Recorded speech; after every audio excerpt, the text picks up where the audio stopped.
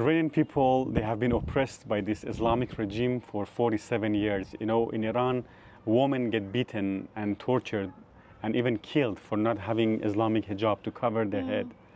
You can't own a pet. If you have a pet, you go on the streets, they grab your pet, they kill it, they kill your pet, and they fine you. Even in your car, if you have a dog, they prosecute you. And this is the regime that has oppressed people and deprived people of every single basic human rights. So for 47 years, the Iranian people have suffered economically, socially, politically, internationally, you name it. Iranian people have suffered, and they don't have basic rights. Economically, they are just completely poor. They impoverished the people of Iran, even though Iran is a rich country, has oil and gas and natural resources. But this regime has deprived them of all of that. Every country is going forward. They're advancing and with better life, better quality, better technology, but Iranians are feeling they're going backward. So that's why, after all these years, now Israel is attacking the Islamic regime in Iran. So people of Iran are happy.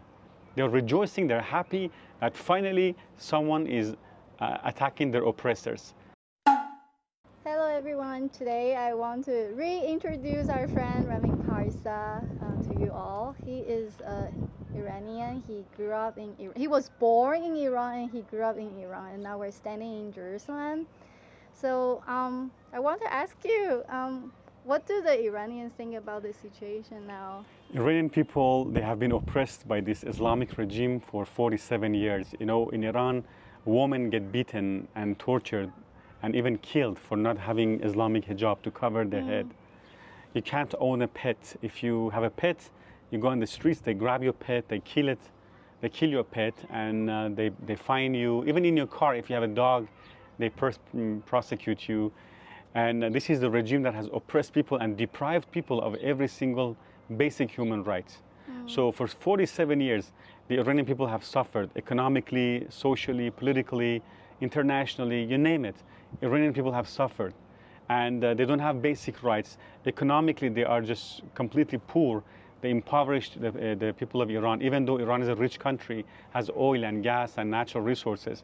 But this regime has deprived them of all of that. Electricity, Iran, despite having all the gas and oil, Iran doesn't have much electricity. People have 4 or 5 hours of blackout even before the war. So Iranian people feel they're going backward. Every country is going forward.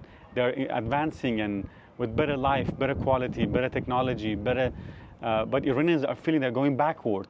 So that's why, after all these years, now Israel is attacking the Islamic regime in Iran. So people of Iran are happy.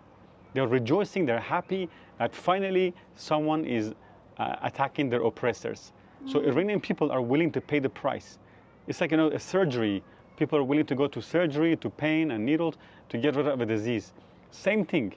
It's not pleasant, but people have to go through it to get their freedom. So Israel is doing us a favor. Not only the Iranian people, they're doing the people of the world a favor, because these Islamic terrorists who want to make a nuclear bomb, they're a threat to all of us. They hate Christians, they hate Jews, they hate Israel, they hate Western civilization, they hate the free world. So we all, as Christians and as anyone who loves life and freedom, we must stand with Israel and pray for freedom for Iran, for victory for Israel. Pray that Ayatollah is eliminated, that Iran is free from this oppressive regime. I have just 2 questions, Yes. quick ones. So how come the Iranian people could not overthrow the regime if they really hate it? And the second question, before I forget, how can we say that Iran wants to create a nuclear weapon, not just a nuclear power plant? Okay, to answer your first question, Iranian people tried many times. There was many uprising, but they were quashed and killed. The regime in Iran killed 3,000 protesters, unarmed protesters, women, children, men, old, young. They killed 3,000 in 3 days. And then they executed many that they arrested, and they accused them and they executed them. So the people of Iran tried many times to overthrow the regime, but they couldn't. Now, the second question, how do we know Iran is making a nuclear bomb? The regime in Iran has secret sites that they did not declare to the IAEA, that's International Atomic Energy Agency. they refuse to, because based on NPT that Iran is a member of, they have to declare if they have NPT? NPT, Non-Proliferation Treaty. Got it. And the regime in Iran refused or hid it from the NPT and from IAEA. So what they did, they were enriching uranium to 60%. Yeah. And for energy purposes, because they claim, oh, our nuclear ambition is because of energy. First of all, Iran has gas and oil, a lot. Right. And third, for energy, you only need 3.5% of enriched uranium. The regime in Iran has enriched to 60%. And you probably have heard many times that Iran has 2 weeks to get a nuclear bomb. And people say, oh, I've heard this for 4 years, 5 years, 6 years. I hear this 2 weeks, 2 weeks, 2 weeks.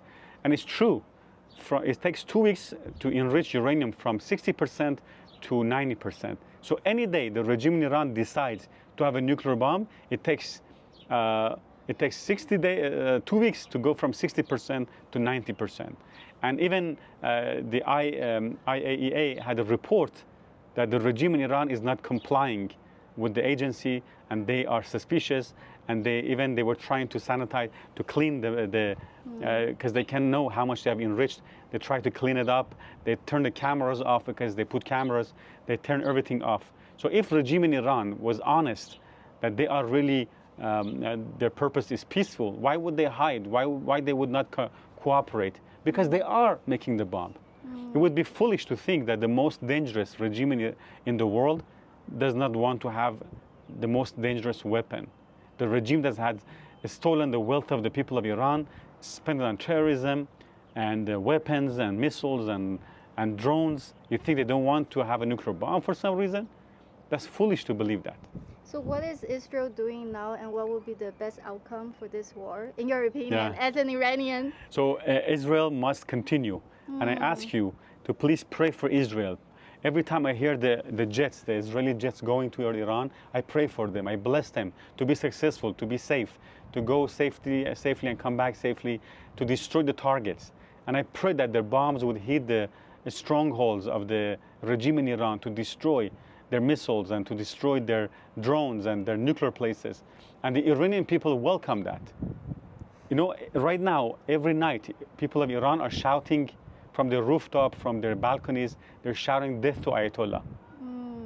They don't say death to Israel, they're saying death to Ayatollah. They want to be free. So the best outcome is that Israel would continue to hit the regime until the regime falls. And pray that even Ayatollah and his sons be eliminated, because they're very, very evil people. They have killed so many people. So pray that Ayatollah be eliminated. Pray that the regime in Iran falls. Pray that God will prepare a new government for Iran. And I ask you to support Israel, stand with Israel, because Israel is fighting on behalf of all of us. Because you don't want the Islamists to take over the Middle East or the world, or to have nuclear bomb.